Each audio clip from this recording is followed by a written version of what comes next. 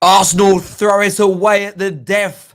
They had 1 foot in the semi-final. Slavia Prague get a last-minute away goal equaliser. Man United scrappy tonight. Poor performance tonight, but get a 2-0 away victory against Granada, courtesy of a world-class finish from Marcus Rashford and Bruno Fernandes stepping up. Smash that like button. Hit the share button. Let's go, people.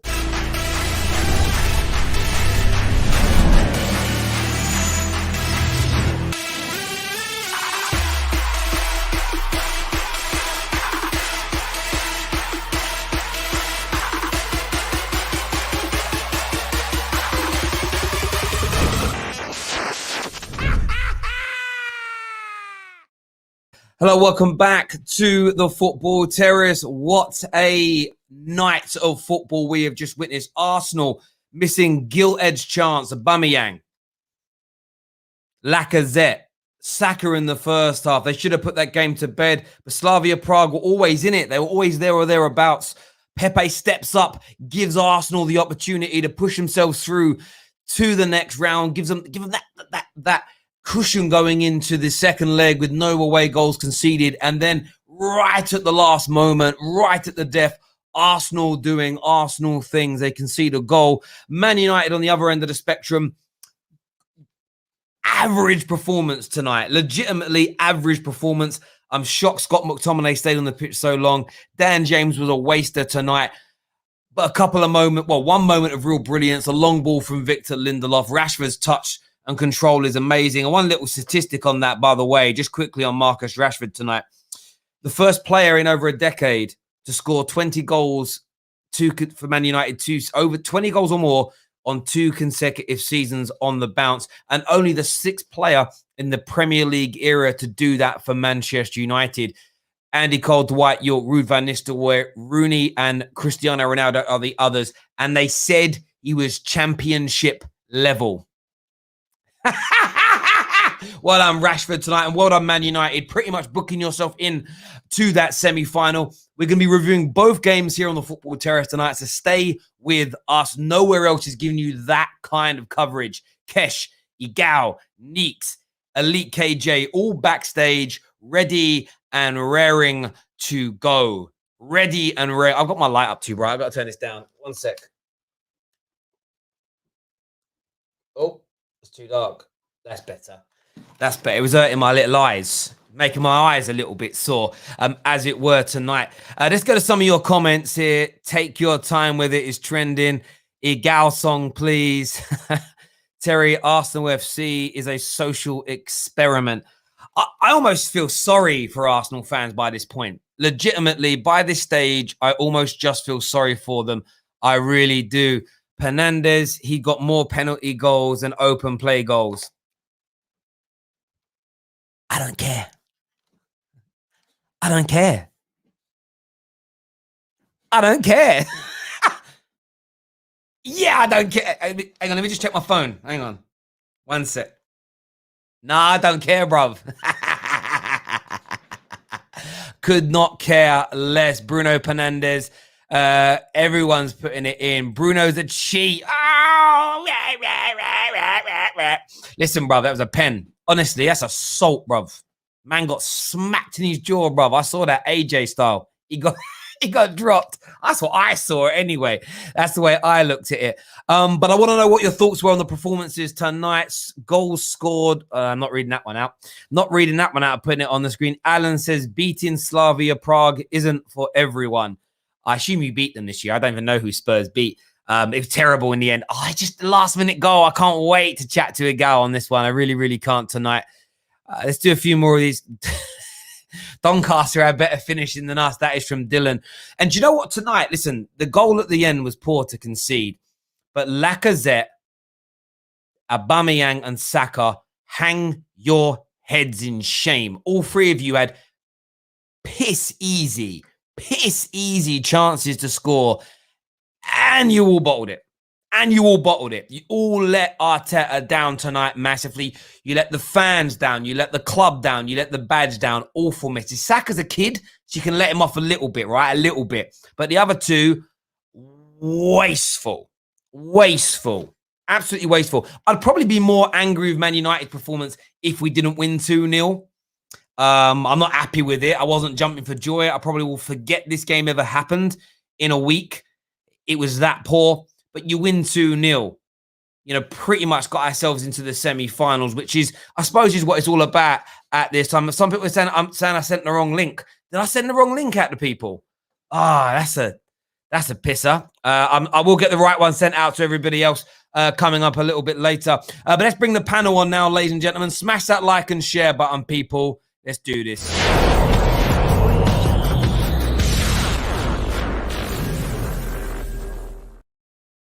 Yes. We've got a gal here, Kesh, KJ, Neat. We were covering both games tonight, but I've got to start with Arsenal. Igal, your team let you down massively tonight, didn't they? Especially Lacazette, Aubameyang and Saka. Woeful. Terry, I can't finish my sentence because we can't finish our dinner. Honestly, I don't know what to say. Like, this is ridiculous. If you watch that game, I know you're probably watching the Manchester United game.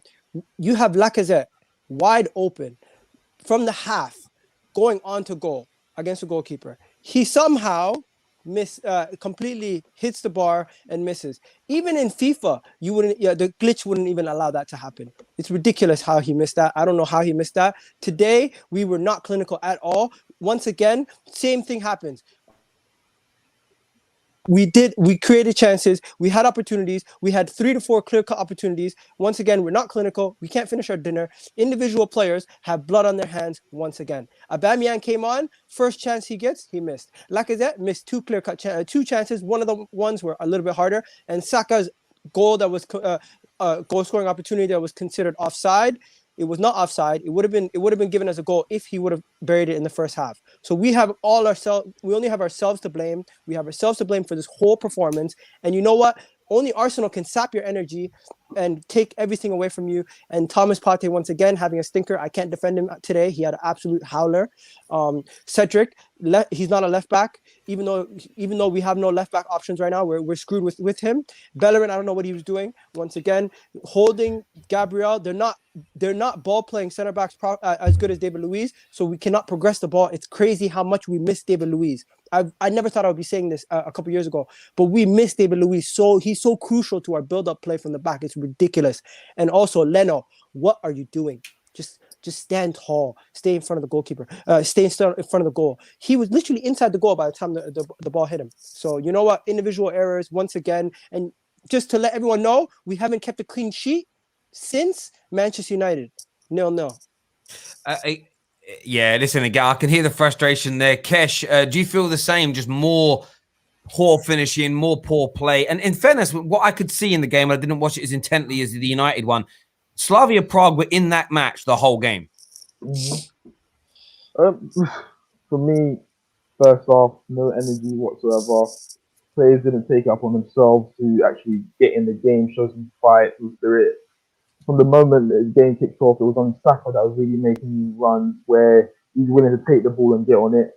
Opportunities. I remember a few weeks ago, someone put in our group chat saying, "Do you think you can depend on the likes of Aubameyang and Lacazette?"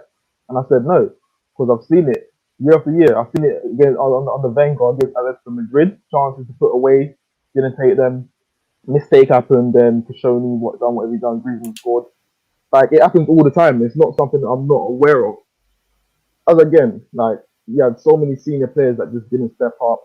Even the chance that Lacazette missed, like, people are going to say, oh, because the manager doesn't do enough in training to finish that. Bro, I could take someone from the ends right now and they'll score that goal. I could go get Nathan Palmer from fucking NK Dons, not NK Dons, SE Dons, and you score that goal. Like we play football. Like, if you play football at a decent level, you know that doesn't come down to training. That doesn't come down to training. That's just poor. You can't depend on these guys. There's no consistency. These men are not consistent. Like, people think just ability alone makes you a good footballer. Ability can only take you so far, but you need to apply that consistency. And these lot do not apply that. And since they've been at this club, they've always done that. And I keep saying it, listen. And in order for us to get rid of that mentality of that frailty, that failure mentality, you're going to have to get a complete overhaul. Until we do that, this will still be at the club. Yeah, no, I totally hear where you're coming from, 110%. We're going to switch to the United focus. KJ, 2-0 victors tonight. Another goal from Rashford, another penalty from Penandes. You don't look happy, though. No, the result is good. Let's not get it twisted. The result in a European tie, 2 away goals, no goals conceded, is good. But the performance was not. Granada weren't great. They weren't like super amazing. They were pretty poor, to be fair. And I feel like the reason why I'm sitting here kind of like, man, like what was we doing is because we played to their level. We played at their level. We could have came into this game. We could control it a lot better. We could have done a lot more in the game as well. And it was just a really random game where both teams didn't look like they was going to score, but yet we had a beautiful pass from Lindelof and a great finish from Rashford, and then a penalty because one player decides to push Fernandes in the face. Like, other than that, from both teams, there wasn't much in it. And yeah, great result, but performance overall is not good enough. And we need to literally book up our ideas if we're serious about winning this competition. And yeah, Ole needs to definitely look in the mirror in terms of how do you get these players to play good football against opposition that we should be beating comfortably. Yeah, I hear you on that. Neeks, see, you're always a lot more positive. It was a 2-0 win away in Europe. What were your thoughts on the performance and, more importantly, the result? KJ's just upset because Dean Henderson got dropped. No. I'm joking, KJ, I'm joking. Private conversation. We were talking earlier. No, in all honesty, no, we played poor. We played poor. From minute 1 to minute 90, really, like there wasn't even a spell in the game where you'll say, all right, Man United have stepped it up a bit. You know, sometimes after half time, usually when we're losing, to be fair, but after half time, we step it up a bit, go through a little spell. It might be 20 minutes and we get a couple goals and then we go back to how poor we were. Today, we were poor throughout. And I think us getting the goal when we did, and it being a 2-legged tie away from home, the away goal, it didn't force us to play any better. We were comfortable because we got the away goal. If we were drawing or losing at half time, I think we would have played better in the second half. But we were just very comfortable with how the game was going. And that's a problem because I'm looking at this game like, let's finish them off now. We can play our best team against Spurs. We can rest up for the second leg. I'm not sure who we got. I think it's Burnley the week after. We don't need to go all out for the second leg. And at 1-0, I'm thinking, you know, Maguire's out for the next leg with yellow card. Shaw's out. McTominay, he can be replaced. I'm like, bloody hell, we're going to have to put our best team out there and go all out for this second leg. Thankfully, we got the penalty because of, as you said, the stupid mistake from their defender, whoever it was. And we take 2-0, so it's a comfortable win in the end. The scoreline, to be fair, it was a comfortable game because Granada didn't really offer anything. Yeah. But equally, we didn't really offer what we should have with the quality of players we got out there. And I think the biggest issue for us in this game and in a lot of games this season, especially post, I'll say the Sheffield game, like that Sheffield game that we lost was like a turn, and everything, all our performances since then haven't been really good enough. We just play too slow.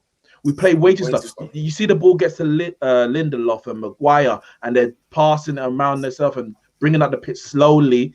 And it's like everyone gets set. There's no dynamism in the way we play. And I think that's where we're struggling against these low block teams. It's a slow play from back to front. No, I totally agree with that. I really do. We're going to bring some more callers in now to have their say. We do. Can I say one thing? Yeah, of course you can, bro. 1 second, though. Make sure you're smashing that like and share button, ladies and gentlemen, right now. Let's get this past 500 likes while we're live on the air. We've got Harry backstage. Alfie's backstage. Canadian Cam.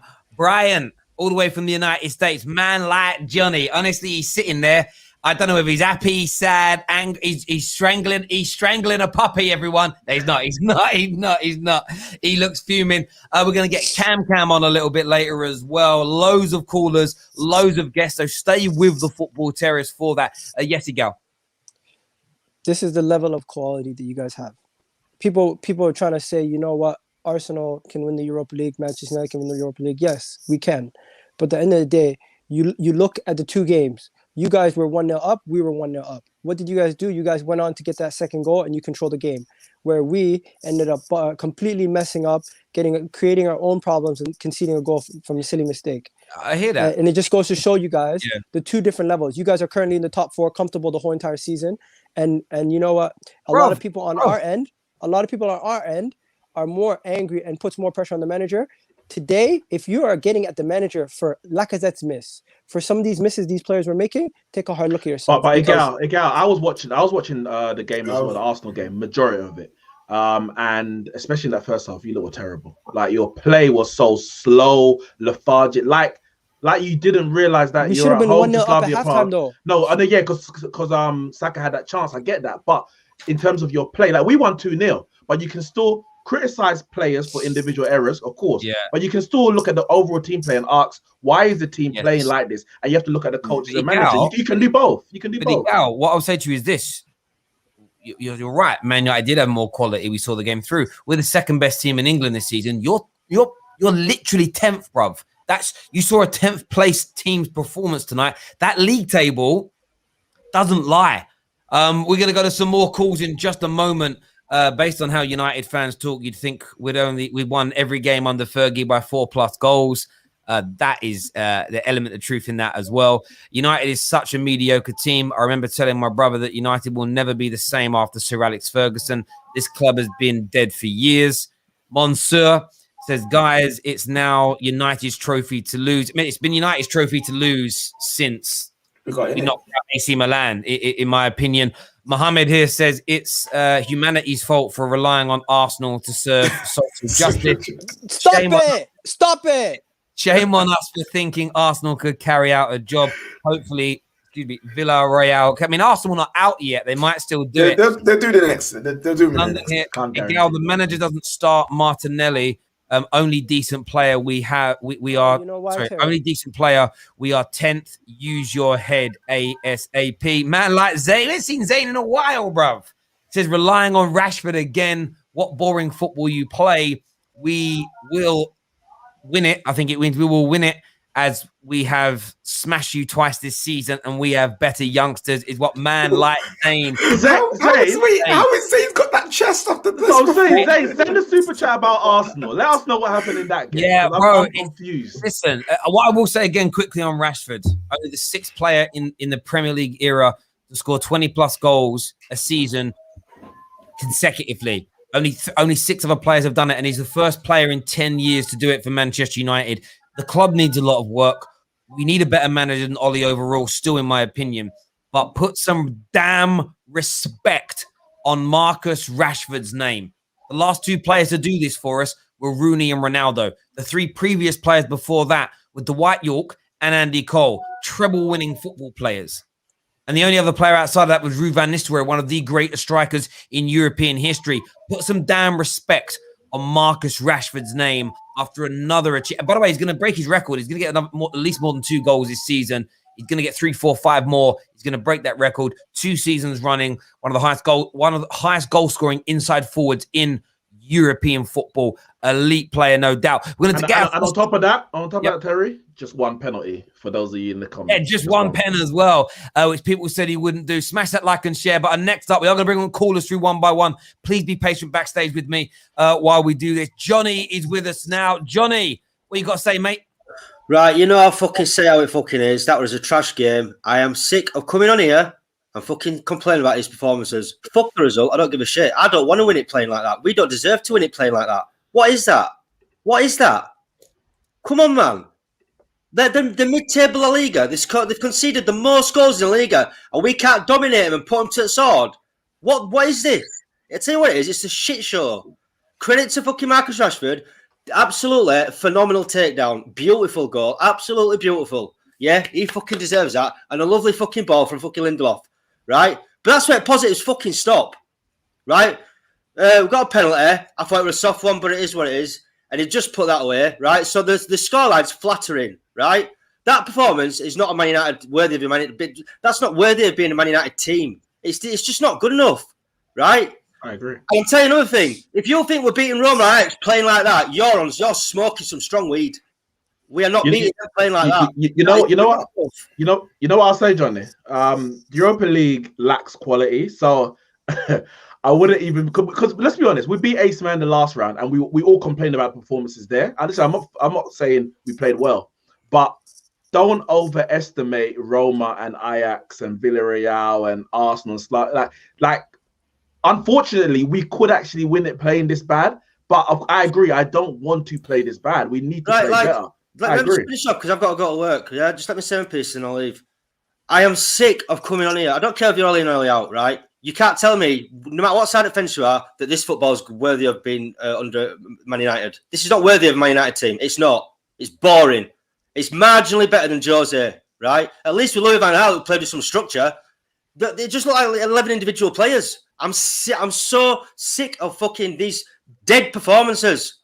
It's crap. Can I ask you a question, Johnny? If we were to win it playing like this, would you congratulate Ollie and celebrate? Well, I won't celebrate. I'd have to congratulate him because he's won, right? But I mean, it's just papering over the cracks. I'm sick of saying these phrases. Wait a second. So when you say the trophy is papering over the cracks, it's acceptable. But when Ollie says trophies paper over the cracks, you go mad at him. I just want to know what the difference is because Ollie said the same thing you did. I don't think Ollie's good enough to win a trophy. I don't think we're going to win it. I'll be stunned if we win it playing like that. We shouldn't be in Europa League anyway. I've gone over this point a zillion times. Yeah, the way we come out of Champions League, but don't need to go over that again. It's just shit football. It's just shit. I'm confused. I think this. I know football Twitter is not the barometer and the main judge, but the timeline's just full of fucking boring, going to sleep, shit football, turgid, no tempo, crap. It's just and like I don't see the bigger picture. I don't see this improving under Ole. All right, bring Sancho in. Sound. He can't get this lot gelled. So if you bring in another piece of the puzzle in, how's he going to get that gelled? He's just a shit manager, and I can't understand. The sooner he's out of this club, the better off we will be, and I'll stand by that till he's gone. I'm so confused. I'm baffled. You guys won the game 2-0. You're pretty much. It's not just about that, guys. It's the way you win. No. Let me finish. I'll let you speak. Let me finish. Right? I completely don't understand your logic, mate. And I'm not a Manchester United fan. I'm an Arsenal fan. So obviously there's a difference in opinions. But I'm going to say this. Your whole stance of Ole Gunnar Solskjaer, to me, is ridiculous. Because why? Ole Gunnar Solskjaer has improved your team from when he came in to where you are today. He's improved the squad. We've got a better squad now, right? Than what Jose had. And Jose won 2 trophies. So don't tell me he's improved. Forget about trophies. Individual. No. I sound like Ole. No, let's not forget about trophies. You're gonna talk over me every time. No, I'm sick of this. I'm sick of this. Let me finish. We have got a better squad than Johnny. And he can't even get past the semi-final of the cup. Don't chat shit, bro. Let me finish. If you look at the situation he came into when Mourinho left to the situation you're in now, the club finds himself in a better situation. He might not be the one. He might not be the one to win you the major honors and get you there. But you know what? You have to applaud him for what he's been able to do. Well done. He can't get past the semi-final. That brilliant, amazing, Ole. Excellent. Bro, you're never gonna give him a chance. Well done, Ole. You're never gonna give him a chance. You're never gonna give him a chance. No, I'm sorry. Honestly. Bullshit. This is honestly, Johnny. I'll before you go, I'll say this to you. I get you don't like Ollie, you don't think it's good enough, you don't think the football's good. I'm not going to argue about that. But if you view Ollie not as the person to get us there, but as the person to help us on the journey along, seeing him in that managerial role is a bit more palatable. I'm just doing this for just advice. Don't see him as the guy who will win us trophies because he probably won't. This is my but point. In terms of has been adequate, but now it's ready for the next guy to come in and take us to the next level. It's not finished yet. It's not ready yet. The squad, the club is not ready yet to be this dominating team. It's never going to be on their own. Never. Yeah, but you're not listening to me. I'm not saying Ollie will become that under Ollie. I'm saying that he will take it to a place where when he gets sacked, because he won't be here forever. When he goes, we will be in a better position to then start on the road to dominating, winning leagues, Champions League. But you just got to view him for what he is. Just view him for what he is. I just a couple of his comments, yeah, just a couple of them, yeah. A few people that call me I should be a Liverpool fan. Why? Because I don't accept mediocrity. Because I don't accept mediocrity, I should be a Liverpool fan. Or I'm a plastic fan. Because I won't accept this bullshit. No, If but that's there's what a I am, level. give me the hat and I'll wear it with pride. No, but Johnny, I know you that, have to guys. understand the realistic situation. Listen, Johnny, I know you got to shoot off to work, mate. Great call. Thank you for coming on the football No, terrace. respect, guys. Love you all. Respect you all. Thank you. Of course, Peace, mate. It's Johnny. football chat. None of it's serious in terms of life. It's just football chat, mate. Top man. Thank you, Johnny. Look after yourself. We had a super chat coming through here. It says, I completely understand Johnny's frustration. Man United may have won, but it was a poor performance. As for Arsenal, I'm fuming.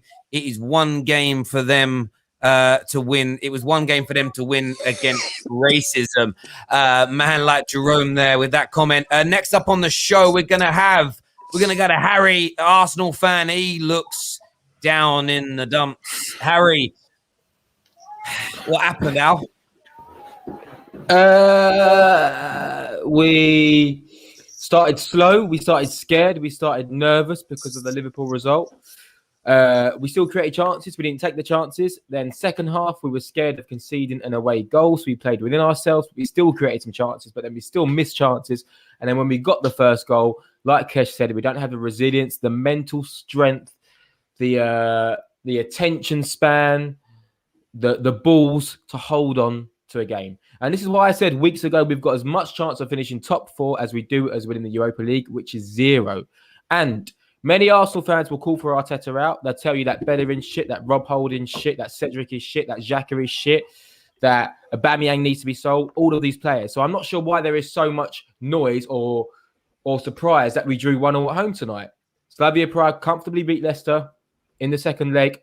All home teams struggled tonight in the Europa League. I thought we would win convincingly because I thought it would be a social victory and I thought the players would come out and try to impress. But I'm seeing a lot of stuff on Twitter about the substitutions and all these things aside. We created so many chances. We were given so many chances. We didn't take our chances. Of course, you can blame the manager for certain things, for certain decisions. But at the end of the day, it falls on the players. It falls on the players. And if you've got the ball in your own half in the 89th minute, play it down the fucking line. Do not pass it back and forth between your makeshift left back and a centre back in Gabriel, who isn't that confident on the ball. Get the ball and fucking clear it over the top like you scored the first goal with Pepe and make Aubameyang chase it and then take it in the corner and hold it out. Instead, we concede possession. They have a shot. Leno saves it. They take a corner and we defend it like nervous kids. That's not the manager. That's the players knowing that they don't have the guts and the bottle to make it, to take it over. They don't have the guts to say, do you know what? This game could be 1-1, but we're going to clear this corner out, or Leno's going to come out and claim it, or we're going to defend it well. Cedric ball watches, dangles off Pepe's knee, and they score. And now, honestly, we're probably going to go out. And the season's done. Strong words there from Harry, and I don't think there are many people that are going to disagree with you. It was just so much wrong with Arsenal's performance tonight. The fallout on social media is mad, and I think it'd be a lot. Terry, the fallout is embarrassing. It's embarrassing. It is so embarrassing because our fan base are just walking hypocrites. If everyone's shit, why do you expect us to go and beat Slavia Prague 3-4-0? Where does this confidence come from? We're 10th in the league. They easily beat Leicester, who are comfortably ahead of us this year, who are drastically better than us this year. Should they be? No. Should we be ahead of Leicester? Maybe so. But the truth is, we're 10th. So what gives us any divine right to beat Liverpool at home? What gives us any divine right to go and blow away Prague? Of course, I want us to. Of course, I believe we can, but we don't. And there's many variables for that. It could be a lineup. It could be injuries. It could be players missing chances. But the meltdown is embarrassing. The meltdown plays a part of why we're in this nervous mess because our fans are embarrassing. Our fans are so embarrassing. Just get a grip, get a hold of yourself. It ain't about Martinelli or Willian playing, or you think Aubameyang shit, but where's Aubameyang? Why isn't he playing? Why is he playing up front? So just get hold of yourself. Have a bit of fucking decorum. Go down in grace. Because at the end of the day, we're 10th because we are not good enough. We are not good enough. Player for player, we are below the level. So why are you so surprised? You've got no divine right to win anything. We're 10th. Get a hold of yourself.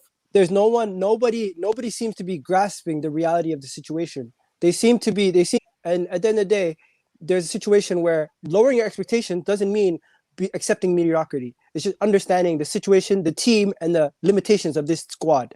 There's a squad that have limitations. We have to understand that and expect the unexpected, as Jess said the other day. We know what these guys are, and they are what we think they are. I've been saying this for a while. Sorry, go on, Kesh. Go on, bro. Listen, this is a lot deeper than just the players and things like that. I keep the same mentality, and I think people really underestimate the physiology of the players and failing over so many years and things like that. Like, this is nothing that we've not seen before. When it gets to these nitty gritty of the competition, where our life depends on it and we need to win it, someone always an individual or just a poor team performance overall. You saw it in Baku. First, 15 to 20 minutes, there was chances that we could have taken that would have changed the aspects of the game, but we don't turn up. And it's not just one player, it's not just a Banyan, it's not just like a Zet. There's just players that fragile mentality always comes and they cave. Always. Yes, we can say Arteta. We're saying, Arteta should be doing more or whatever, should be working on different things on the pitch. I don't think that is because he's not working on things on the pitch. I don't think it's that. I think a lot of these players, we're trying to force them to play, and I don't think they want to play. I genuinely don't feel they want to play. Can I ask a question, Kesh? Because obviously you're not out yet, but I think you could easily go out. Obviously they got the away goal. It's not going to be easy for Arsenal. I didn't think it would be easy today. I did say previously. Where do Arsenal go from here? And I say that in the sense of, if you think that Arteta's kind of doing the best he can with his squad, or maybe there's only a little more that he can do with his squad, where do Arsenal actually go from here? Because there's not much you're going to do in the transfer window I agree with you. to actually improve the... I can't hear you. Everyone who's guys, just do me a favor and refresh your streams. People say they can't hear, so just refresh your streams. It will work fine, but just refresh, and people write it in the comment section so people know, please. Sorry, go on. You're not going to splash out in the transfer market to get top quality players in all the positions you need. So where do Arsenal go from here? Are they just stuck in this mid-table mediocrity for the next few years, or what? I said it at the start of the season, and I'll say it again. Until fans actually wake up, it's hard to say, to openly say it, but Arsenal are going, as of next season, if we don't spend and actually hit the nail on the head and say, listen, wherever we finish, if we don't finish in Europa League, we finish ninth, and we're focusing on just the Premier League, we don't hit the nail on the head and go and splash, we will fall into mediocre as a mediocre club, and we will be that mediocre club until the Contes leave. I truly believe that. And until Arsenal fans actually wake up and smell the coffee and realise this is deeper than just bringing in a manager and just adding one player here and there. No, the squad needs a complete overhaul. Until that's done, that failure mentality will always remain, because there will be that one clown that's in the changing room that spreads that virus. That's how it works. I hear that completely. We're going to bring some new callers through. Kesh, top man, thank you for coming on, mate. Really appreciate it, bro. Speak to you again soon. Top guy.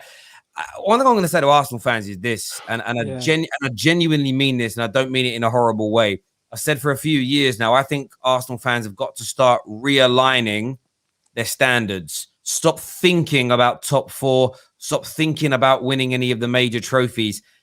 You are now a high mid-table team at best as it stands, and I think you're years away, absolutely years away from getting back to the top. And until it's not about accepting mediocrity as such, it's about knowing that's where you are right now. And every season, I feel like the anger comes back in from Gooners, because there is this unrealistic expectation that this might be the year that we suddenly put on a 1998 or a 2004 level performance again. And it's been nearly 2 decades since you've done that. That's a long time to think it's going to somehow miraculously turn around. So I think you need to look at that as a fan base. There's no doubt. Make sure that like button is being smashed. I know quite a lot of you dropped off when the audio went. Something went wrong with YouTube. Hope to see you back in a few moments' time. Next on the show, we're going to have man like Alfie's with us now. What you saying, bro? You're muted. You're muted, bro. So I did. Oh gosh. You're What in the the hell was Matrix that? Terminator thing. What, robot? No, you have I to can. try come back when out, you come back in again, bro. We'll go to a different caller. Ray sorts it out. We're gonna throw in Canadian Can. What you saying, bro? What's up, boys? Am I the only motherfucker that's happy right now? Like, Yep, this maybe. this is hilarious to me. Like, I'm sitting back, listening, and maybe it's the North American in us. And like when I look at Europa League, Champions League, anything that's a tournament, it's like playoffs. Who cares how you win? Win, get through, get done, move on. The goal is a trophy. Nobody's gonna look back if we lift the Europa League trophy and be like, but you know that first leg of Granada was terrible. We played so bad. Nobody's gonna care. And if you do care, then you need better things to do in your life. Because, like, listen, sport is my life, and I love sport. But if you're gonna sit there and put that much stake in how we played in one game, like along the way, listen, we're like 30 games in or 40. Guys are tired. People out there doing their thing. We won the game. Yo, we move 2-0 away from home is basically tied down if we do our job. So, like, I just can't for the life of me understand why people think it's okay to be like, Cam, I don't get it. Let me say, I'll tell you why. And again, I don't subscribe to, say, Johnny and other OLE outers in terms of the overreaction. But the reason why, say, I'm happy with one. Don't get me wrong, I'm happy with one, but I'm not excited about today's result. If it's a cup competition, I agree. It doesn't matter how you do it, you win. But the problem is, we saw this performance against Brighton in the league. We've seen this performance for the last 2-3 months. So it's not like in the cup competitions we're just grinding through. Remember we played in the Europa League under Jose. We didn't play very well in the tournament, but we won it. I don't even remember the games, dude. Yeah, so I hear you. So, okay, but listen, I hear what you're saying, but I'm not like, I don't understand this whole, okay, cool, we didn't play. I agree, we didn't play well. But I don't even go back to being like, we didn't play well against Brighton. Like, why do we continuously look back? Like, yes, things need to change. We all know that. Every United fan on this call is very aware that things need to change. We're not at the level we need to be. But at least we can take some solace in we're winning games. We're winning games. We're doing more than a lot of teams that like hope they're in our position. And sorry, I got to say one thing that I'm upset about is I did bet on Arsenal. It cost me money. And it cost me money. Cam, can I ask you a question? Is your monitor away from your camera? Because you're looking in the corner. It's freaking me out, bro. Sorry. My bad. It's like, yeah. My bad. What's man looking at?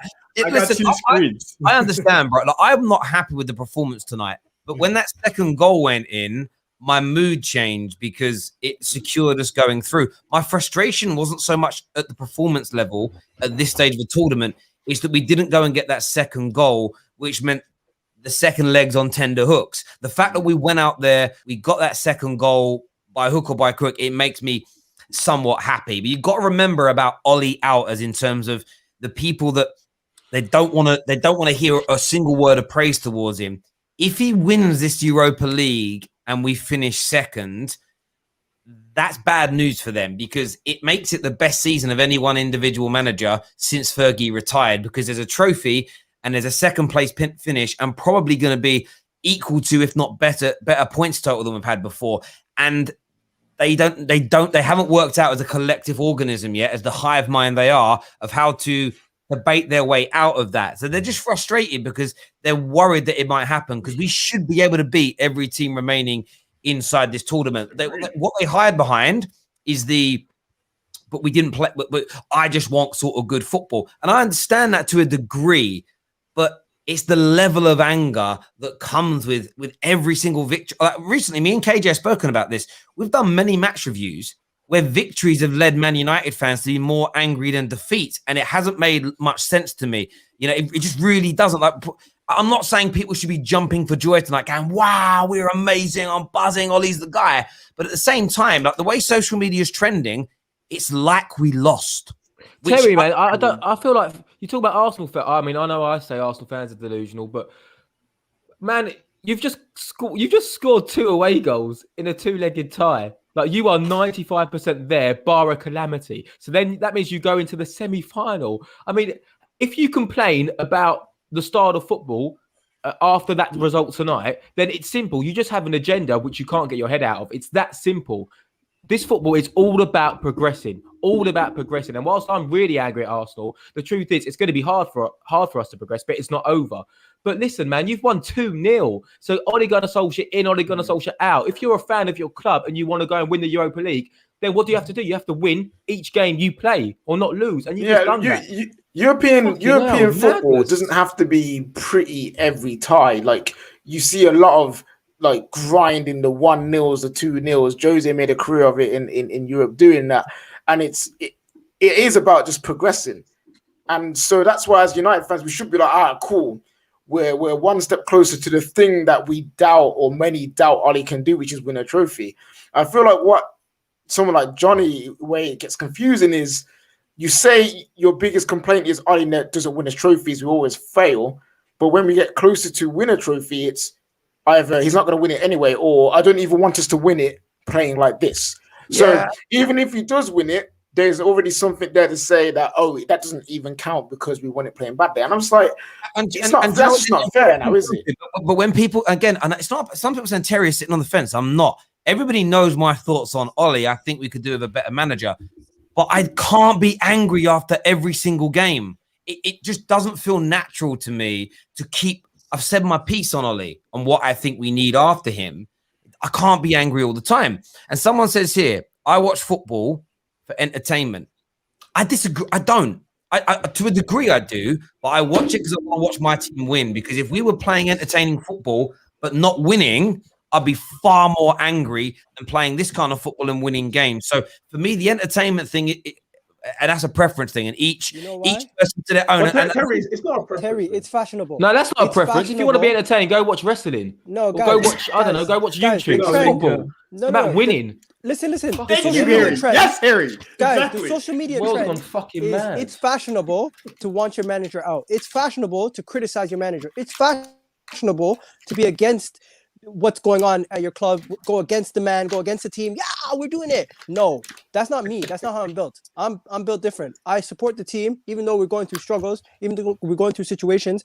And you know what? When it gets to a situation where I see that it's untenable, I will say it. Right now, I still feel like it's unrealistic to say what's happening at Manchester United or what's happening at Arsenal is untenable. Even though Arsenal's situation is a lot more dire, we understand our situation and the board understand it. They've set parameters around Arteta's job, and they said at the beginning of the year, he's not getting sacked anytime soon. So everyone who's screaming for him to get sacked, you're going to be angry because guess what? Come summer next season, when the season begins, he's still going to be here no matter what happens. And I hear that. So we're going to go to a few more calls. Cam, thank you very much for coming on, mate, and having your say. Really appreciate that, bro. Guys, I've got to go as well. Sorry. All right. Cheers, Harry, mate. Top man. Thanks evening. Take care. Really appreciate that, mate. Thank you. Next up, we're gonna get Alfie on, then we're gonna get Cam on. We've got Bryant still. We've got Brandon to come on as well, but Alfie's now here with us. What you saying, bro? Is it Transformers or not? Is it Transformers or not? No Transformers. We're back. No Megatron. No Megatron. We're all good. I heard someone say that they said I had Indian Wi-Fi, bruv. Yeah, and that's a racist comment. Listen, you racist motherfucker. Fuck you, bruv. Don't come at me like that. Anyway, listen, public service announcement. Bring back Jay Lings, bruv. Yeah, is what I want to say first and foremost. Don't hate, bruv. Listen, bring him back. Anyway, look, I think Cam said a little bit of what I wanted to say. Neeks said it pretty well. And there's no point of having me on the show because you just finished me off, Terry. Like honestly, how can you be upset? Like how can you come here and be upset? Like, how are Arsenal fans telling Man United fans how to be right now? Listen, Man United fans, how is that making sense to you? How are Arsenal fans telling you? Are you smoking rocks? Did we see the scoreline correct? Well, why are you acting like we lost 2-0? I can't believe this, man. Look, the most important thing is people don't understand context and perspective. The context really is how long does a rebuild take? What does a rebuild look like? What does the trajectory look like? Come on, man. Like it's very simple, but you can't. I really wanted to talk to Johnny for a second, but I felt like he was going to start battering his screen or something. I don't know. It was good that to work. And this guy just angry at all. This is a personal agenda, and that's all right. Like, there's no convincing him. There's no convincing people like that. You can't. What are you going to say to them? They're just like, see, like I asked him last time. I said, so you want us to lose the Europa League, right? You want us to lose? You sure? So we won, and he's just like, no, see, not happy. Doesn't matter how long mediocrity. You're gonna accept mediocrity. It's not mediocrity, man. It's really not. Yeah, we had it weren't great. It wasn't pleasing to the eye. Yeah, no problem. Do you know? I had a thought though. What if this style of play was like very pragmatic? What if that was the? I'm not saying it was the agenda. What I'm saying is, what if that is the agenda sometimes to get the win? Like, what if Ollie just went out there and was like, you know what? They're going to sit back. We're going to have the majority of the possession. So this is how we're going to have to play. And it's a little bit different to our style, but boys, you're going to have to try and get used to it. Well, Like- you see, I think at times it is. We know especially in the big games, we know how he sets up to not lose and hope we can nick one on the break, etc. But he speaks about wanting to play a certain brand of football, especially against certain teams. And I see the attempt to play it. I failed to see the execution many times. So today we're dominating possession, playing out from the back, but it's too slow. But he speaks about playing a quick, fast, direct brand of football. So what he's saying and what we're seeing is not the same thing. So at times, yes, it could be the plan, but majority of the times, I would say when I'm not happy is when, for me, it's not the plan. I haven't been unhappy at the majority of big games this season, obviously, unless we lose, because I see what we're trying to do. At times we're failing to actually nick on the break. But I think the point that you make about a rebuild is the key for me. There's a quote saying, the journey of 1,000 miles begins with the first step. There's a lot of Man United fans, and I would say maybe the OLE OUTers, who believe we should be at the end of that journey already. Me personally, I believe we are on that journey. Now, whether Solskjaer's got to take us to the end, to the 1,000th mile, it's there to be seen. But we are still on that journey, and that means playing better football, because we are and getting better results. We are getting better results than we were a year and a half ago. And I would say we're playing better football than we were a year and a half ago, but the results need to be better and the football needs to be better. So we can criticize both, but we are not where we need to be right now. Are we still on this? Every freaking stream, man. Every time we win, it's about Ollie and the system and the club. Every time we lose, it's Ollie and the system. For 2 seconds, man. Jeez, why can't we actually discuss the game for once? Discuss the players, discuss how they're playing. How can we improve? How can we get better? All it is the same old. Ollie's not good. Ollie's taking us here. I'm tired of it. Marcus Rashford scored a beautiful goal. Barely mentioned it. Mason Greenwood didn't have a good game. Twice. Barely mentioned it. We've got things to be talking about. We're still at the same place, man. I'm tired. You're right, KJ, but you have to understand. You have to understand, we never made it like, and you know what? You have to accept some responsibility. You're the one that came through, and first thing you said was, "Yeah, I don't really want to be playing like this, and it wasn't a good game, and whatever, blah blah blah blah blah." You know what you've done? You've enabled the OLE OUTers to come here and be like, "Yeah, but that's an opening statement of a whole discussion, bruv. That's the whole thing. Yeah, but Alfie just come onto the stream. Yeah, you know, but I just come here. Yeah, but he's like, I come here to shoot back, bro. Do you know what I mean? I'm not here to say Ollie in or Ollie out. I'm just like, because I can't rest. I really can't rest when people have come here and started speaking as if we've lost. It's refreshing, really, yeah, for the people who are like my man Igel and that other brother that was just here, Harry, bro. Yeah, absolute salute to you, bro. Man's here like, listen, bro, football's a winning game. You know, if you had Jose as your manager, best believe after every stream, provided that he had a good record, yeah, after every stream you would have come on and said, well, at least we won. What about your team? Your team lost, but at least we won. Go on, say something. That's what you would have been like. But just because you don't have someone, you can't say that though. You can't say that though. Apparently, you can't say that because you have to play good football. Yeah. You have to have a manager who likes all the players, and if he doesn't pick your favorite player, guess what? He doesn't like him. And you know what? Guess who the source is to tell you that Arteta doesn't like Martinelli or Ole Gunnar Solskjaer doesn't like this player or that player. Guess who the source is? Joe Blog on Twitter. That's who the source is, and that's what everyone's gonna listen to. It's actually ridiculous. You know what? Twitter and Sofa Sports has absolutely ruined football, in my opinion. Do you know what's interesting about what you say there and whatnot? It's just the way society wants to be. Man United could have a new coach. Statistically, we could be identical. Chances created. We could still have McTominay misplacing passes like he did tonight.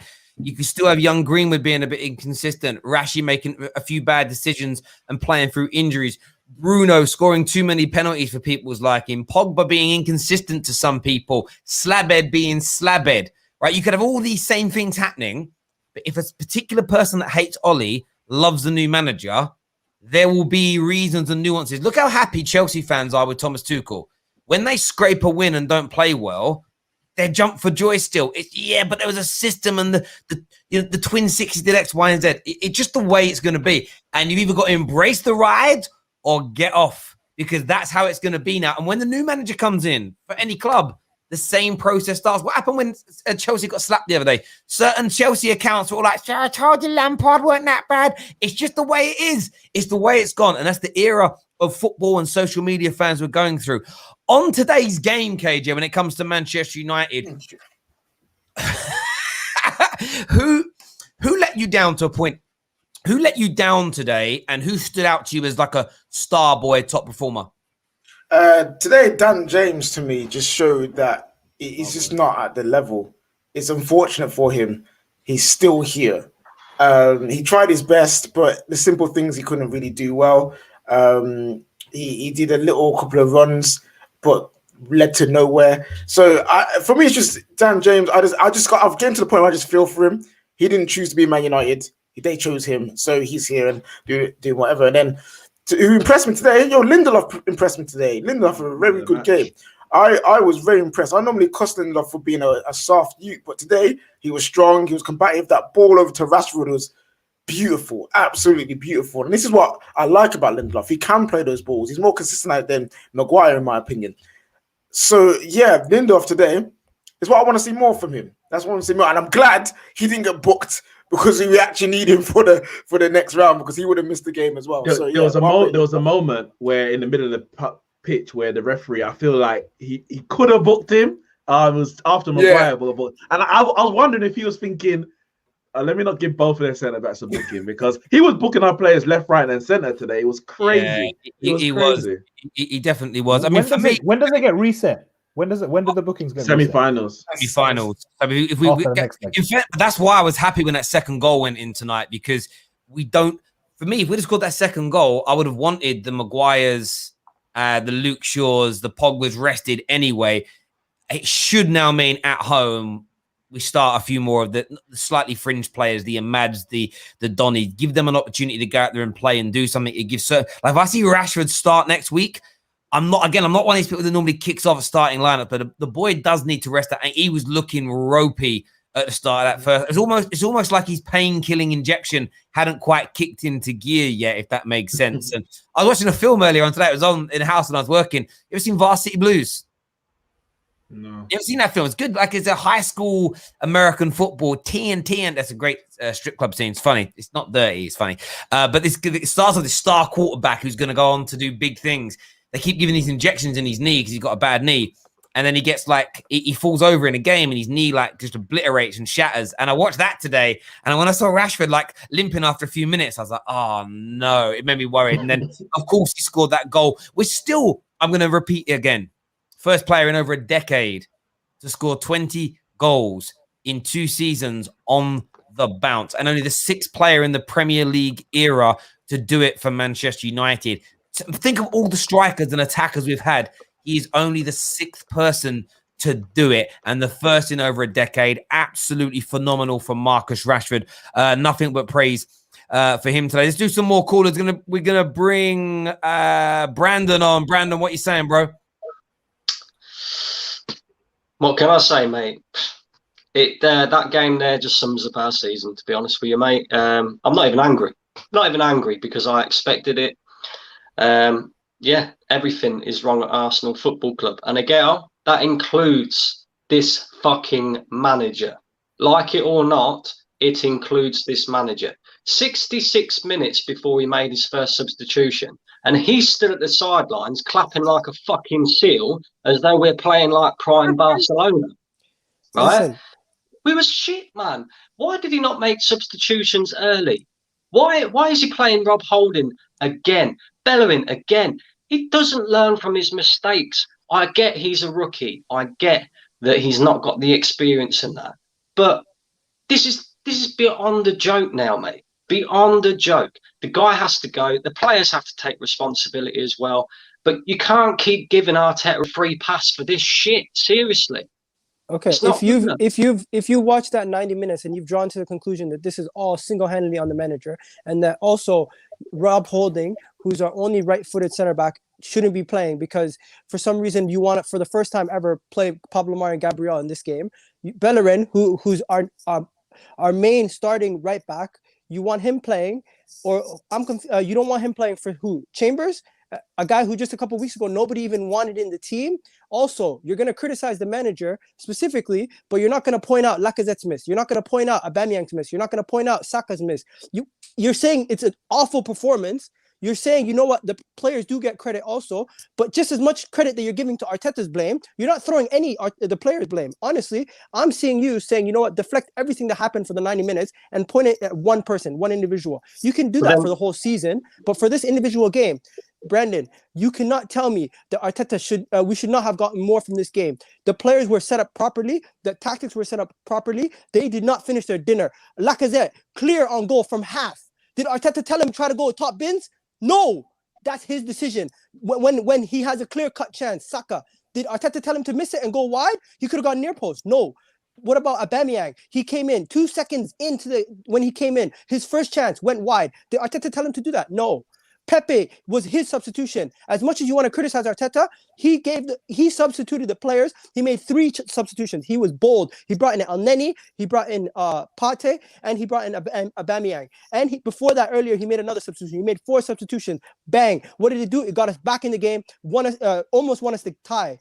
Individual errors. Leno, did he tell Leno to not stand on his line and try to block the shot from inside? No. Once again, you are letting the players get away with murder. And you're blaming it all on one individual. I've named you 4 to 5 individuals who've lost us this game, and everything is down to the manager. That is ridiculous. He can take fault. But I'm not giving him excuses. These are factual statements. Well, then you're not listening to what I'm saying, then, Miguel. I just said everything is wrong at Arsenal Football Club, including the players, including this manager. I do not understand. But you emphasize the manager gets a free pass every single time. Every time. You've got to look at this manager as well, man. Yeah, he's not learning from his mistakes. His substitutions are too late. His lineup was wrong. Did anybody actually see a style of play in that first half? I didn't.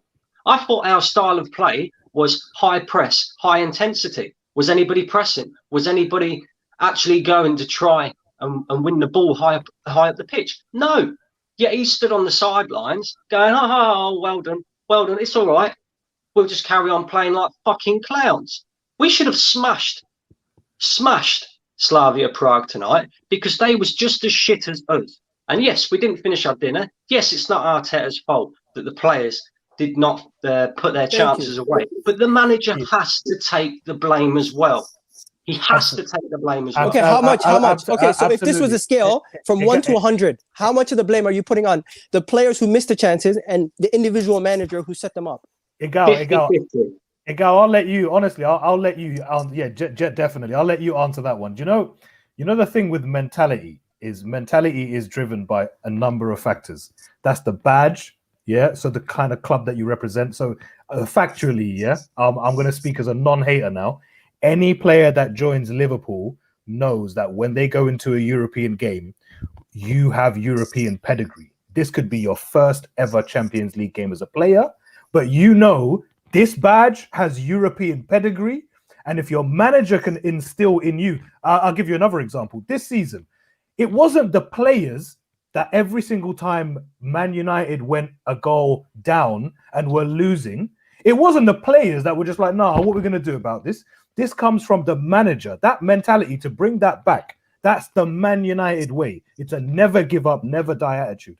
That comes from the manager. Anyone that wants to say that when you do that consistently, not just once or twice, consistently 9, 10 times that we did it this season, to say that the manager had no influence to the shift in whether the player put it on target or whatever it was. That's like the way Troop said it. He said that if there was a different manager there, The energies makes that ball go down 2 centimeters. Okay, stop. You lost me at energies. You absolutely lost me at energies. I don't know. Listen. I tried to use words of a man that you take hate. it back. Fine, Let's take no it back problem. one step. But Let's you take know it what back I'm one saying. step. You Let's understand take it what I'm back one saying, step, though, bro. yeah? I hear you. I get where you're coming from, but let's take it back. Let's actually dissect the situation today. Arteta did not tell them to miss three clear-cut goals scoring opportunities. No, he didn't. Arteta did not tell them to make 4 to 5 passes in between the goalkeeper and the striker every single time you're in trouble. He instructs them to use their width to get wide so they can receive the ball and get people off ball to make movements. The players off ball, that's their own footballing intelligence to try to make movements off ball. The reason why we were so dependent on Saka in the first half, because he was the only person making himself available to receive the ball or to come at the end of chances. No one else was doing that. And you know what? He should have made substitutions earlier. He is at fault at certain things. I'm not escaping from giving him no criticism. He does deserve criticism for certain things, but so do the players, so does everyone. And you know what? Today, I'm not angry at the manager. I'm angry at the players missing clear-cut opportunities. And you know what? If they continue to do this, this is why they're fighting for their careers. Because some of these guys are not going to have careers after they leave Arsenal. Yeah, but Gal, can I ask you, Gal, just one question? Brandon, thank you very much for coming on and having your say. Really appreciate that, bro. Alfie as well. Cheers for your time, mate. Really appreciate that, brother. Thank you. Next up on the show, we've got young Samuel, then we've got Cam, then we've got Bryant. David's backstage as well. So stay with the Football Terrace. Actually, David's with us now on the panel. And we're going to bring Samuel in. Young Samuel, what you saying, mate? Bro, I'm going to tell you something right now. This fan base will be the fucking death of me. Fucking death of me. Go on about the game, all this and that. Everyone got away with manner tonight. But they want to focus on the manager because it suits their agenda. They can piss right off with it. I don't give a shit. Literally, Lacazette was clear through on goal. Any decent striker, any high quality Premiership striker puts it in the net. Lacazette misses it, but no, Arteta, it's his fault. Well, look at him. He's giving the players energy. Piss off with that bullshit, man. It's week in, week out. Going over the manager. Listen, the biggest player at fault today.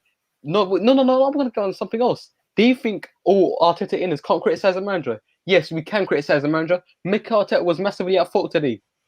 He was at fault today. But no. Arteta was the toxic. They're ruining this football club. Well, you know what? They can stick up their asses, Terry. Because I'm absolutely sick to death with them. Absolutely sick of death to them. Listen, this fan base has to look at themselves. Look at the players tonight. Cedric. Okay, look what he did. 1 minute to go. Clear, simple ball. Just boot it out. No one's around him, Terry. No one's around him. What does he do?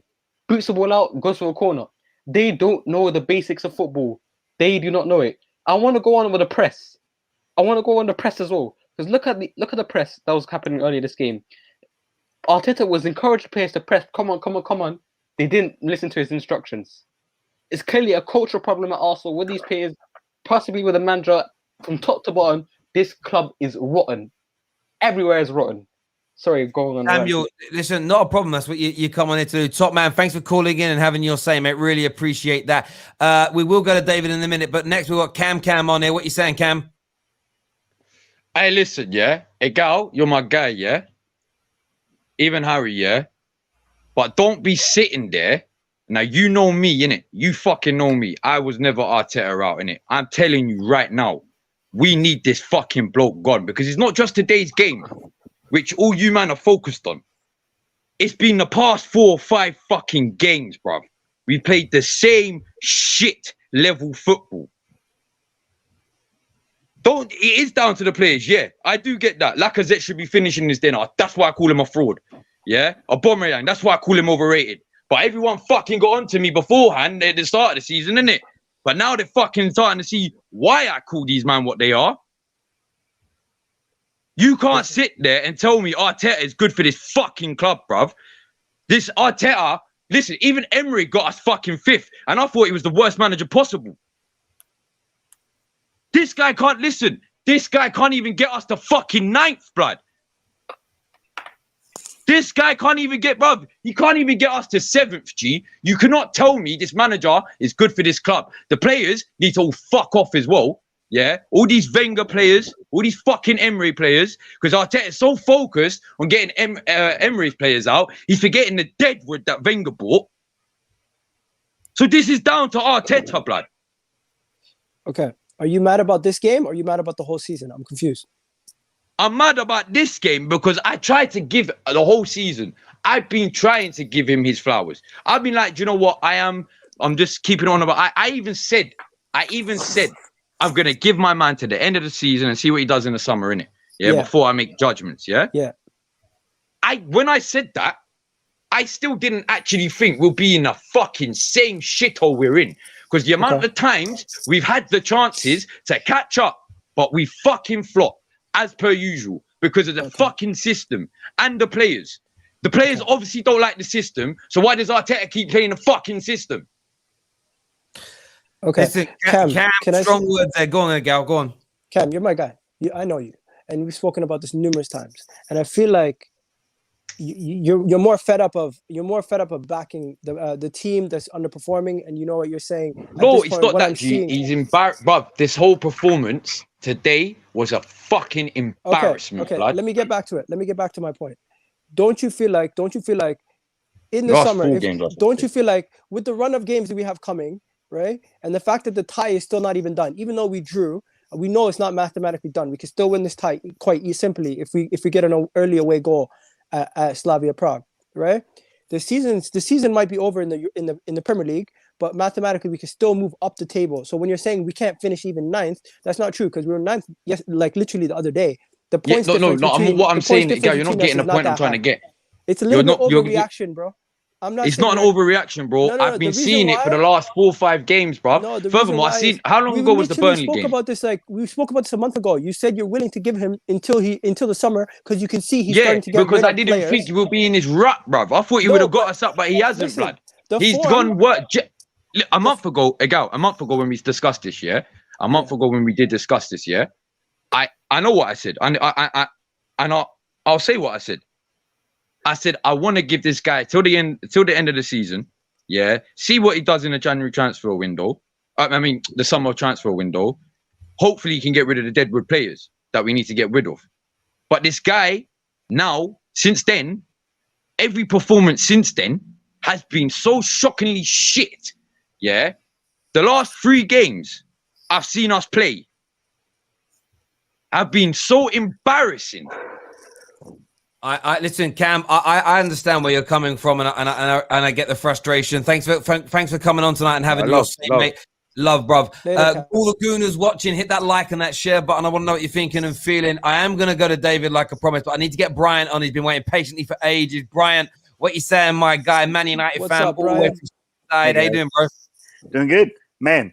This is the first Manchester United game because you guys know, like I've been in contact with a few of you here and there, and I mean, I'm in a pretty busy season of life right now, so I haven't been able to watch as much Man United as I normally would in a year.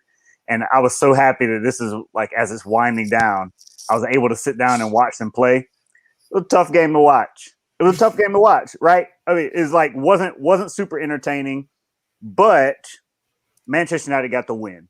Like we can go through all the nuances and things about the team if we wanted to. Like Greenwood still has to grow in his ability to play with us back to goal. He put us in some trouble a little bit throughout the game. McTominay's misplacing passes, here and there. Pogba didn't play up to scratch. Dan James had a lot of energy, not a whole lot else. Rashford is amazing as always. And I mean, but United found a way to win the game. So like, I'm happy that we're continuing to progress forward in the league and also in Europe.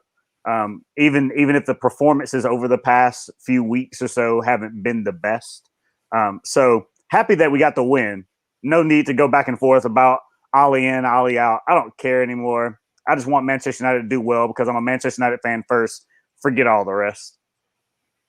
Listen, I understand that, and I think I've been watching KJ a little bit during this, and I see by his face he was like, "This debate's happened before and before," and it's true. Look, everyone's free to come on here and say what they want to say. That's the point of no echo chambers.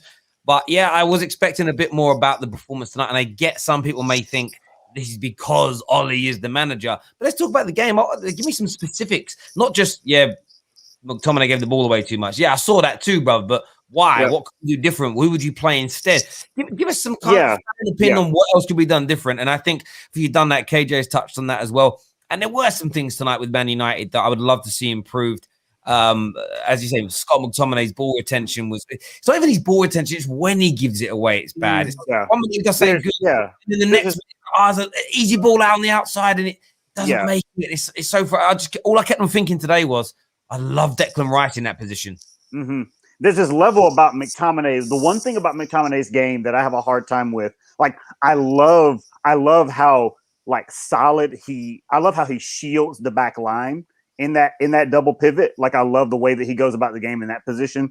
It's when he's forced to bring the ball, like when he's forced to kind of like connect the lines of midfield and attack. McTominay can't pass the ball forward without coming to a dead stop. And like, for me, that's just not that's just like a complete definition of a midfielder that lacks dynamism. Like, there were multiple instances where I was like, he's in like full flow going forward, and he has to completely stop himself to play a simple ball out to the wing. And there's like levels of that if we had a better, more dynamic player in that position, that would probably elevate our ability to play more proactive, attractive football in a lot of ways. But, you know, when it boils down to it, it has a lot to do with who we have, you know, because one thing, and that's the weird thing about it, we can complain about McTominay, but if we don't play him, then we're going to play Fred there. We all know how Manchester United fans feel about him. And if we don't play Fred there, we're going to play Matic there. We all know how Manchester United fans feel about him too. So there's just so much. There's so many layers and nuances that go into it. But we won the game. Yeah, so we won the game. And that's where, like we said on the Ollie conversation, I know we had this chat on here the other day with a few people.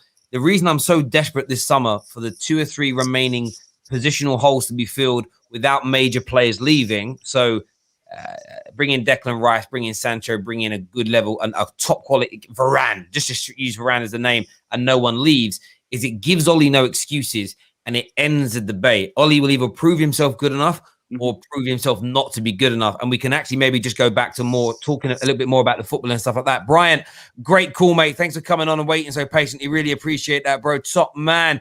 Dom's with us now as well. David hasn't really said much yet. I want to go David first. What game are you watching tonight? Arsenal or Man United? I was watching Arsenal because I expected United to comfortably beat Granada. 10th in Europa, 10th in La Liga. You should be beating them.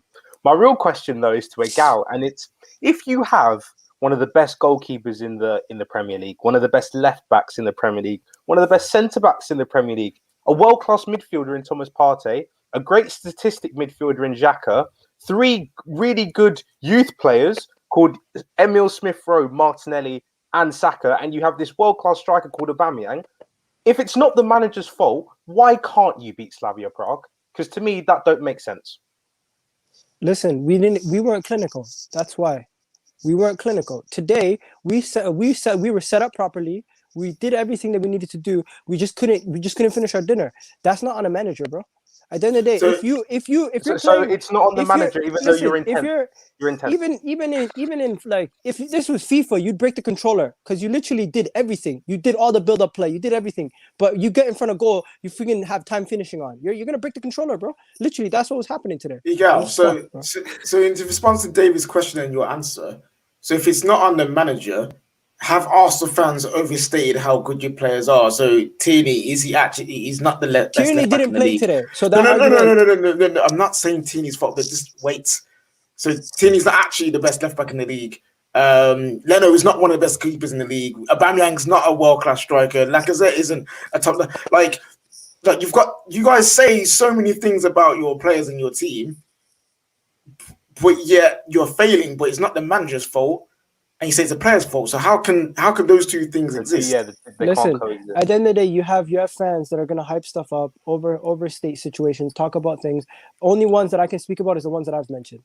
Aubameyang this season has been poor. I never said he was one of the best strikers in the league this season. When it comes down to it, I've said on numerous occasions Kieran Tierney is one of the best left backs because the way he's performed as one of the best left backs. Xhaka is statistically underrated because today he outperformed Thomas Partey. Thomas Partey is underperformed. Today he was horrendous. He was absolutely shocking. Anyone who tells me Thomas Partey was good today, you're lying to yourself because he was not. And I can openly say that. And the front three and the youngsters, when you're talking about Smith Rowe and Saka, if you're watching the game, Smith Rowe was not really doing much, but Saka was integral to the beginning of the game. He could have easily had us 1-0 up. He didn't finish his dinner. That's inexperience and a young soul. So what can you do? You can only say, you know what? Hopefully next time, Lacazette. I expect more from him as a senior. Aubameyang, I expect more from him as a senior. Do Arsenal Gabriel, fans overhype their players? We always every fan does this. Every fan is reactionary after a couple games, says, you know what, Aaron Wan-Bissaka is the best right back in the league. You Manchester United fans say that. Chelsea fans, after 3 games, said Ben Chilwell is the best left back. He's the next coming up Ashley Cole. Last night, I seen a tweet of Lampard. No, you stop it. I seen last night. But let's be real, bro. Let's be real. Nah, I'm not letting you finish. Last night, I heard Ashley Cole and Frank Lampard were back in the Renaissance days with Mason Mount and Chilwell. People said that. I can quote you. Maybe it's a cultural thing here, and I mean this with respect. Maybe you're not hearing British sarcasm in people's voices or even in the way they write, bruv. That's a thing, man. Like seriously, I just get wind up too easily. Then my ex-wife was Irish, and she couldn't understand the sarcasm sometimes. I'm not talking like her grandparents are Irish. She was born and bred in Ireland. And sometimes people say things as a joke, and she'd be like, "Why?" Like they'd leave the we've been in a pub, and someone would say something. She'd be like, "Can't believe he said that." Like, said what? Terry. She'd repeat it and be like, "Yo, he was joking. It was sarcasm." Can I say one thing? I'm gonna head out. KJ's fishing. Hey, go for it, mate. He's fishing. KJ's just trying to live. I'm gonna head out, but guys, you guys know me. I get triggered too easily. I'm gonna head out by saying lackluster performance by the team. We can still win the second leg. It's still mathematically possible. Honestly, we made it tough for ourselves. We're gonna make it tough for ourselves. Just watch this space. It's gonna either be embarrassing or you know what? I'm gonna be laughing when we get to the semi-final. All right, bro. Take care, mate. See you later. Joined by Dom and I forgot your name. Sunshine. You call me Sunshine 47. You call me Sunshine 47. That's the one there. Oh, there it is in front of me. There. Welcome, gents. Welcome, gents. We've literally been flicking between the two conversations tonight. Man United. And of course Arsenal, both Reds. I go to Dom first of all. What were your thoughts on the performance tonight? Who did well? Happy with the result? How you feeling, bro? Oh, man, it's just I'm happy with the result, Terry. Of course I am. It's 2-0, game over. We won without even turning the car on. Do you know what I mean? There's no petrol in it. It's just literally we're in the car, we're just chilling, listening to flicking, I don't know, Notorious B.I.G. We're fine. But the problem is, this is a bigger story, man. The football was terrible. 60 minutes, 1 shot on target, 2 off target, and 1 clear chance. I'm sorry. You know what? I'll take this easier if Granada weren't rubbish. They were rubbish. Like, honestly, the link-up play, their shots. Kennedy was trying to shoot like he was at the arcade, just trying to shoot for fun. It was a joke. The problem is, right, is that we keep. I'm not seeing, and I'm not saying I'm OLE out or anything. I'm not for that because it's bigger than that. But the bravery from the coaching, from the management, is not there, man. The bravery is not there. We're not seeing brave decisions, brave in-game management, brave players. Look, we knew that Granada weren't a good footballing team. People were saying, 5-0, 6-0. I was grounded. I said, look, we got to take each team as they come. But we saw Granada weren't good, right? We saw them playing a low block. Why are you playing Dan James against a low block? First of all, doesn't make any sense to me. Dan James is ineffective at low block. With this space behind, let him run for days. Tom Hanks, love it. Let him do it. But this guy is not good in a low block. So why play him? I said, right, okay, look, Amad Diallo, I know he's young, but he's got this aura about him. He's got something about him that I like, right? Something about him that I like, okay? But the problem is, Amad Diallo, I bet you, if he played in that position that Dan James played in, we would have seen at least one moment of magic. Something just to get us off our seats and stop watching TV, Married at First Sight. Do you know what I mean? I want to see excitement. I'm bored, man. I'm bored. I'm hungry. I'm tired. And Man United aren't helping me. Go kitchen and eat then, and get some sleep. bro. I'll eat you under the table, man. Come at me, man. Come at me. Bruv, I've seen pictures of you lifting weights. This guy's huge. Definitely eating KJ, Oh, bro. he definitely eats 2 whole chickens by himself. He could probably eat you, KJ, and still have room. Do you know what I mean? He'd be like, right, that's my starter. Who's next? Do you know what I mean? Mate, KJ is a chicken wing for me. It's a chicken wing. No, Yeah, Hey, listen. Why are we doing this right now?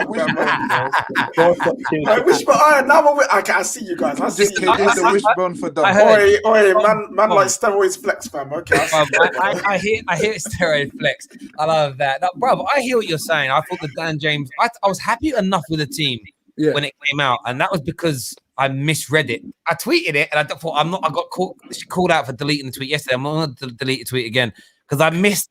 I don't know how I missed it. I didn't see Dan James's name, so I was like, "Good team." And when we kicked off, and I heard Dan James was playing, my first thought was the same as yours. They're playing low block, and we've got Dan James on the pitch. It's just stupid. It makes him look even worse than he is. And I feel sorry for him. And give a man a go. Like, they're not a very good team at all. So I felt a bit like you. Sunshine, how about yourself, mate? What are your thoughts? I'm fuming, man. I can't lie. I'm sick of it. I'm in Dom's boat, bro. Like, for me, yeah, it's this notion of, can Ollie get any better for me in terms of progression of football, in terms of in-game management? And I've always said this season, his in-game management and his the team that he's picking, he's been consistent enough picking the same types of teams, same types of players in certain positions.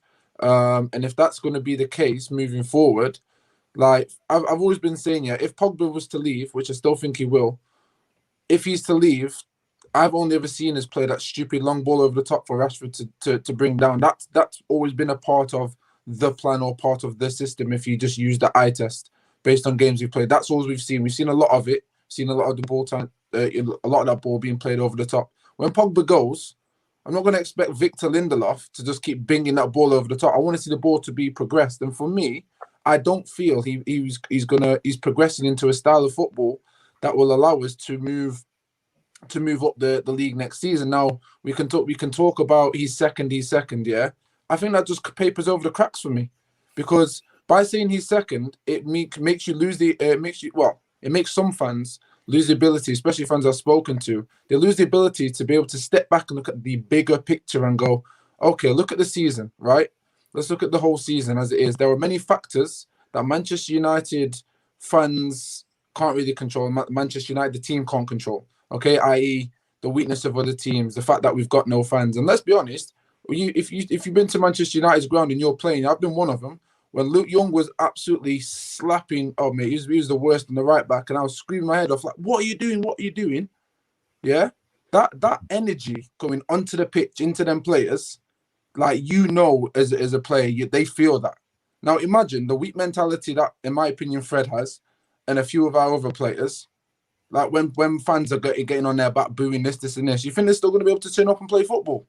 Like, this is not pressure. And big teams at the moment have got a lack of players and a lack of fans. It will massively change next season. We're playing one game a season for most of the season, and we need a starting 11 and a strong starting 11. And for me, I can't see it getting any better.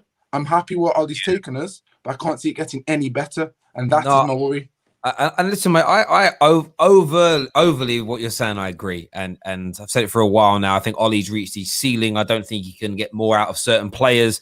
I worry about those like clutch games, or I call them sort of gateways, where let's say this weekend a few of our rivals again for top 4 drop points. I worry about us getting the job done to give us we fall over at too many of those hurdles. At the same time, the style of football and the way we play isn't great. On the opposite side to that, what I find difficult is the sort of, I want to say this in the right way, the hyperbolic overreaction. So I know, Dom, you put the tweet out this morning, I quote tweeted it, when Ollie's telling the journalist sarcastically, take a picture of the goalkeeper smiling so nobody thinks there's a problem. And you get his detractors like, see, it's PR, it's falling apart. That's where it's like, and that's why I struggle to be on the OLE OUT side, because I'm like, I don't want to fucking stand with those weirdos, bruv. Like, that for me is I look at it this. I look at some Ollie inners, and it's how do you not see the problems? Yeah, and yeah, yeah. Ollie out brigade and think you're weird, bro. I'm not going out on a night out with someone wearing socks and sandals, and those guys wear socks and sandals. Act like that. That's how I feel about them, and it's sort of like, why are both sets weird? Where there is. You guys are perfect about it. There's a medium. If Ollie's reached his limit, most people can kind of feel and see that in themselves.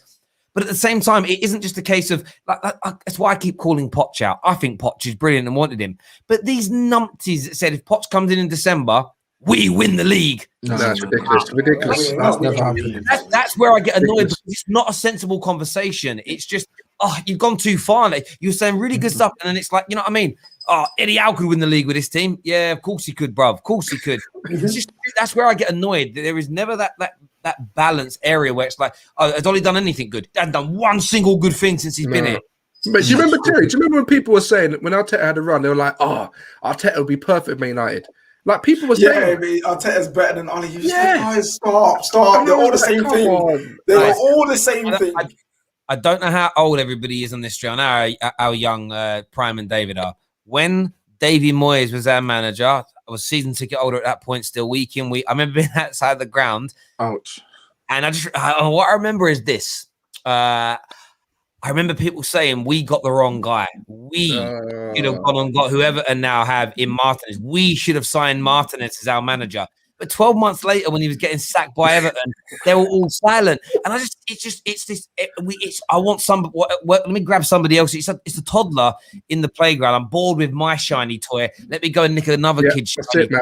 You know, rather than making themselves content. And I don't know. I want us to improve. I want us to move forward. But this weird expectation that it's just going to click into place with one more. We still need that CDM. We still need another centre back. We still need the right side of attack to be fixed. And if we get a new manager but don't fix those areas, yes, the football might become prettier. We might not have some of the, but we're still going to end up in the same place in the end. And I'm not one of these people that just says, "I watch football for entertainment." Partly, I watch it to win. Sport for me is about win. It's about the competitiveness. It's about winning. It's about coming out on top. And of course, I want the utopia before any idiot says it. I want brilliant football and to win trophies. But this whole, I just want to be entertained. Nah, bro, I don't just want to be entertained. I want to win. And to win, you need a very good squad and a very good manager. Right now, we have an average. And a very good board. Let's not forget. And a good, but you need to be run well to get that. We've got an average elite level manager. Yeah. And an average overall squad. And until both those things are addressed, we ain't improving. Have you noticed as well that Ollie likes to play with only the Plan A team? There's Plan A. It's always Plan A. Lindelof, Maguire, McFred. He never wants to really use Plan B. And I think it's because he realizes that I need to keep my job. I need to go with a sure thing. He doesn't want to ever do. He's lost his bravery a bit. And that's what he got in the job. When we were playing that free-flowing football with Pogba and 4-3-3, that's what got him a job.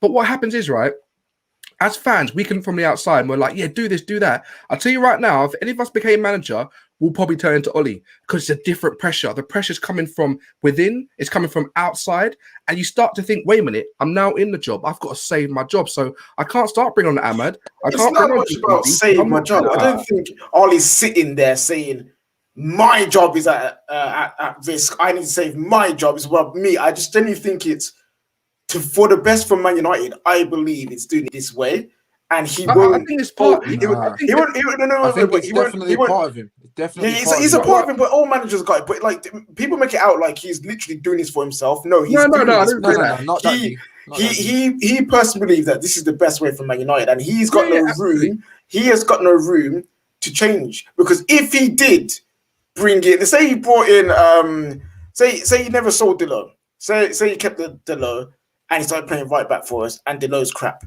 He's getting fault for that. He could start Bailly today. Bailly could get injured, and then his fault for that. So he can't win no matter what he does. So in those situations, you know when you're in life, and you've got your parents pounding you, you got your girl hounding you, you got your friends hounding you, everyone's mad at you or something. What do you go and do?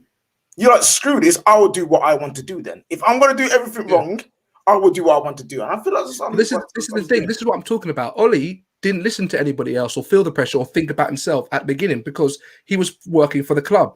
But any manager in England, when they're under pressure, they start to think about it's a survival mode, bro. It doesn't matter what industry you're in. You're in marketing, advertising, football. If your job's on the line, you don't think about I've got to make Facebook the best company to be. You think about what can I do to make sure I achieve my objectives. So Ollie is feeling pressure from the press. He's in that clip going, hey, take a picture of the goalkeeper for the press. He feels it. He's getting pressure from the fans, the press, the board, everybody, right? So he's in survival mode. So for him, he's like, wait a minute, I've got to play a sure thing. I'm going to play the team that I rely on. So I'm not going to play Bailly, even though he might be better. I'm not going to play DVB because I have to basically teach a whole new system that I may or may not be able to teach. And I'm not going to risk Amad Diallo, who might be good or could be basically not that good for us because he's young. He's playing with what he knows, but that's the problem. That football, what he knows, is football that we don't really like. It's disjointed, it's boring. We're not going to go very far with that football. We can't go far with that football, boys. We can't because. Go on, King. No, I was about to say, like, so in your opinion, what should he do? Because if he changes it up and it doesn't work, you're gonna call him crap anyway. So, like, What Ollie needs to do is be smart about it. There's games when he could bring teams in to integrate them to the teams. When we were 4-0 up, right? Amad Diallo, he came in and scored a beautiful header. Play him again, but he didn't. He didn't, and the second leg was terrible. There's been plenty and ample opportunities to bring and integrate 100%. The team. Why bring in Donny for 5 minutes? What's he going to do for 5 minutes? That's actually a disrespect. It's a disrespect. For 10 on his last legs. He's got one foot. Ollie could do himself more favoured by making some of these substitutions earlier, starting some of these players. But I agree. I do think there's a bit of survival mode. I think it's a really good point. And sometimes it's subconscious. You don't even realise you're doing these things. I was watching All or Nothing again earlier today. And there was a moment where I'm not going to get you word for word, but you could tell Jose's under pressure. And he's basically telling Son, I don't care how you feel. If the doctors say that it's okay to play you, I'm playing you. And that's because he knows he can't win football matches without Son and Harry Kane being fit, so he forces them in. That's partly a club issue, but also what message does that send to your other players when you're not having any faith put on you? A half fit and a half injured Rashford is getting picked in front of me. It doesn't instill you with confidence. And these are the elements where I criticize Ollie because he does need to be criticized. And yes, that's why signing bigger and better players will help because he's more likely to trust them. But at the same time, that's how we know we haven't got. When someone said to me earlier, average elite level coach don't make sense. Let me explain what I mean by that. I'm talking managers that are managing at the elite end of the game. He's average. Is Ollie better than a League One manager? Probably. So I don't. A bit like when people say like Tammy Abraham's rubbish. Maybe at elite level, but he's better than pretty much every striker in the championship. Definitely better than it. So I'm not comparing him to all footballers because that's a stupid barometer. It doesn't make any sense. But he's there. If we had a better coach, some managers are able to get average players to look really good. Like Jurgen Klopp fooled the world into thinking Jordan Henderson was one of the best midfielders in the world. Like that's what a top level coach can do. Like people, Henderson's one of the best in the world. Fuck off. He's good at running. Do you know what I mean? He's a good passer. He's a presser. He presses. That's what he does. Prime's with us. You haven't said much, Prime. What you saying, bro? Can you guys hear me? Yeah. I mean, when you actually use your words, we can hear you, innit?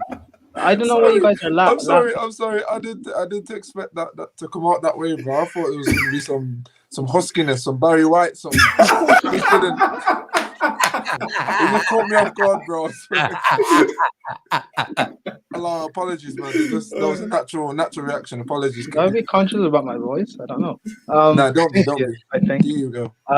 What was I going to say? Yeah, Arsenal. I find it funny that so many of them are now coming out as Arteta out when I've been saying about this guy. When they were just having this blind faith in this guy, and I said, why? What are the actual reasons? What are the points to just back him? Why is this guy so amazing? And they couldn't muster up one single reason. Because of an FA Cup.